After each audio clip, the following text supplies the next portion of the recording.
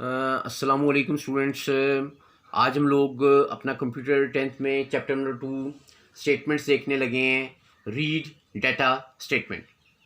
So students, ये हमेशा combination में इस्तेमाल होती है। आप देख रहे हैं, पहले मैंने रीड लिखा है, फिर डाटा लिखा है। रीड हमारे पास, रीड की मदद से हम वेरिएबल्स प्रोवाइड करते हैं।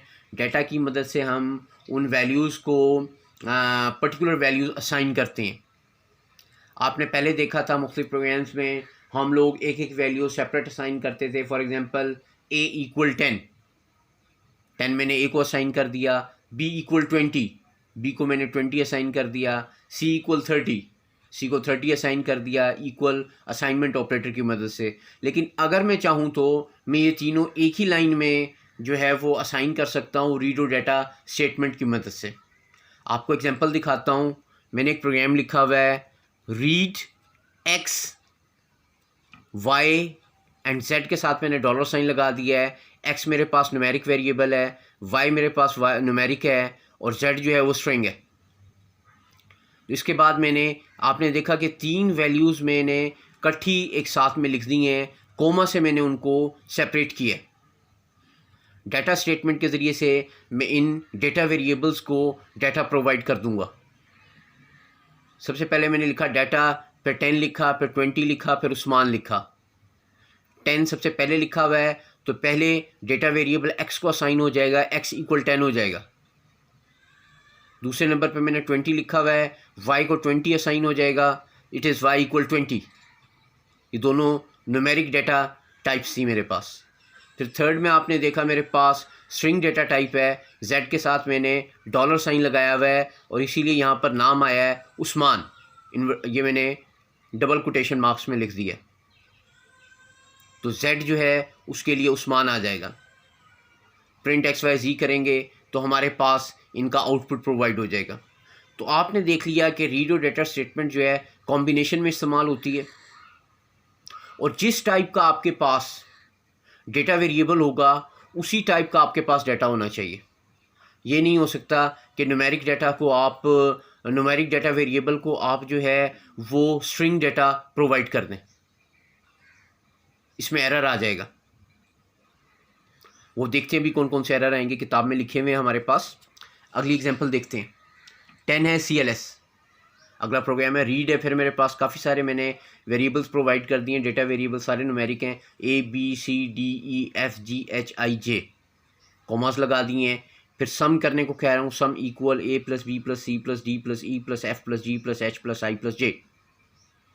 फिर कहता हूँ जी सम इक्वल सम, और डेटा मैंने प्रिंट करा दिया है 1 2 3 4 5 6 7 8, जो भी है मैंने यहाँ डाटा लिख दिया है। आगे मैं लिख सकता हूँ प्रिंट सम, तो इन तमाम चीज़ों का जवाब जो है वो आउटपुट की फॉर्म में लिखा हुआ मुझे नज़र आ जाएगा। जो चीज़ समझने की थी वो ये थी, read statement and data statement. Read मैंने लाइन नंबर 20 पर इस्तेमाल किया है, ज़रूरी नहीं है कि डाटा अगली लाइन में इस्तेमाल करूँ। डाटा स्टेटमेंट मैंने लाइन नंबर 50 पर इस्तेमाल किए, और असाइन उसी तरीके से होंगे, पहले नंबर के साथ पहली value, A = 1, B = 2, C = 3, likewise. तो ये आपने देख लिया है। इसके बाद हम देखते हैं ज़रा किताब से इसी चीज़ को, रीड और डाटा स्टेटमेंट को फर्दर एक्सप्लेन करते हैं, थ्योरेटिकल वर्किंग करते हैं इसकी। Here we are, read data statement.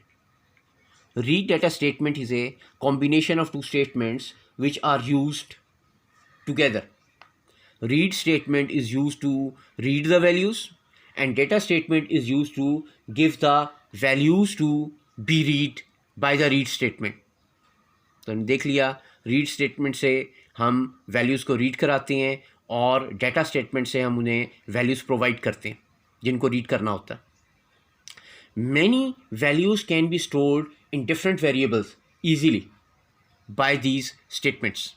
Read statements contain a list of variables to store different values of the data statement contain a list of different values. तो हम एक से ज़्यादा डेटा वेरिएबल्स को एक साथ में डिक्लेयर कर सकते हैं और उनको डिफरेंट वैल्यूज़ भी असाइन कर सकते हैं।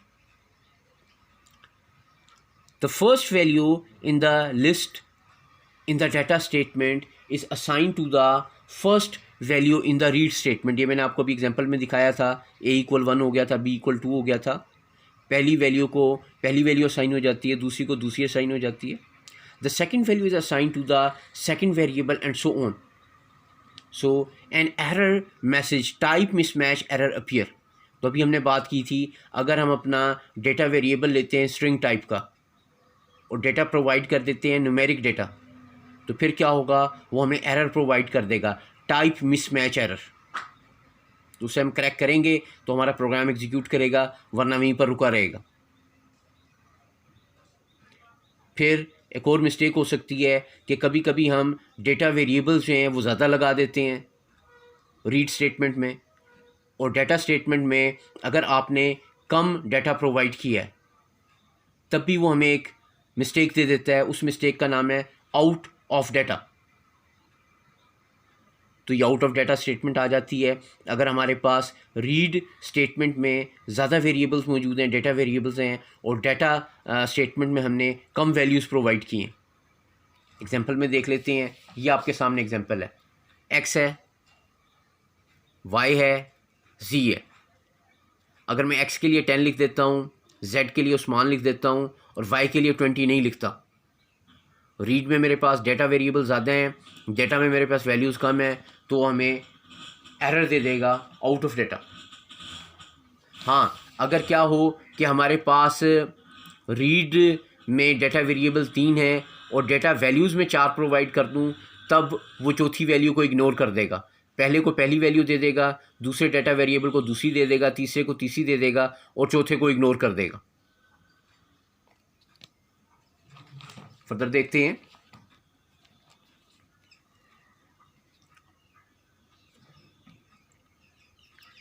Read statement is more than the number of, ये हम यहाँ पर से गालिबन, a message out of data appears if number of variable in the read statement is more than the number of values in the data statement.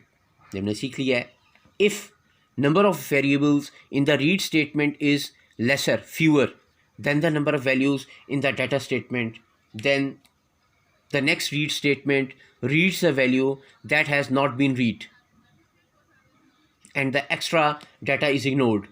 तो हमने देख लिया, अगर एक्स्ट्रा डाटा मौजूद होगा वो इग्नोर हो जाएगा। एग्जांपल मैंने ऑलरेडी करा दिए हैं। इस स्टेटमेंट के साथ, रीड डाटा स्टेटमेंट के साथ में एक और आपको नेक्स्ट स्टेटमेंट कराने लगा हूँ, रीस्टोर स्टेटमेंट। रीस्टोर स्टेटमेंट तो यह हम देख लेते हैं। रीस्टोर स्टेटमेंट्स में हमें क्या कहता है, restore statement is used to read the data in the data statement that has already been read by the read statement. तो ये भी रीड और डाटा स्टेटमेंट के साथ ही इस्तेमाल होती है। इसका काम ये होता है कि कोई पर्टिकुलर डाटा अगर हम दोबारा चाहते हैं कि वो रीड करे और उसकी वैल्यू स्टोर करे, उसके लिए हम रीस्टोर स्टेटमेंट इस्तेमाल करते हैं। एग्जाम्पल दिखाता हूँ आपको। Here we are, look here, read ABC, read statement के ज़रिए से मैंने 3 डेटा वेरिएबल प्रोवाइड कर दिए, प्रिंट ABC कह दिया अगली लाइन में, फिर रीस्टोर 70, रीस्टोर लाइन नंबर 70, ये इसका सिंटैक्स होता है, आपको दिखाऊंगा अभी। फिर रीड ABC मैंने दोबारा लिख दिया, इसकी ख़ास ज़रूरत नहीं थी, बार लिख दिया। प्रिंट ABC फिर दोबारा लिख दिया। फिर डेटा 10, 20, 30, अगली लाइन में डेटा 40, 50, 60, 2 डाटा दिए हुए हैं, एक लाइन नंबर 60 में दिया हुआ है 10, 20, 30, एक लाइन नंबर 70 में दिया हुआ है 40, 50, 60। तो अब क्या होगा कि हमारे पास चूंकि मैंने लिखा हुआ था रीस्टोर 70, इसलिए रीड स्टेटमेंट लाइन नंबर 70 की वैल्यूज़ को एडजस्ट करेगी। A इक्वल 40 हो जाएगा, B इक्वल 50 हो जाएगा, C इक्वल 60 हो जाएगा। ऑब्वियसली अगर मैंने रीस्टोर ना लिखा होता तब वो पहली वैल्यूज़ को पहली असाइन करता, A इक्वल 10 असाइन करता, B इक्वल 20 असाइन करता, C इक्वल 30 असाइन करता। लेकिन रीस्टोर स्टेटमेंट की मदद से मैं किसी पर्टिकुलर डाटा को रीड करा सकता हूँ। ओके, इसका सिंटैक्स देख लेते हैं। लुक हियर, सिंटैक्स है हमारे पास रीस्टोर स्टेटमेंट का। Syntax of restore statement is like that, restore line number, जैसे अभी मैंने आपको दिखाया था एग्जांपल में, रीस्टोर 70 लाइन नंबर था।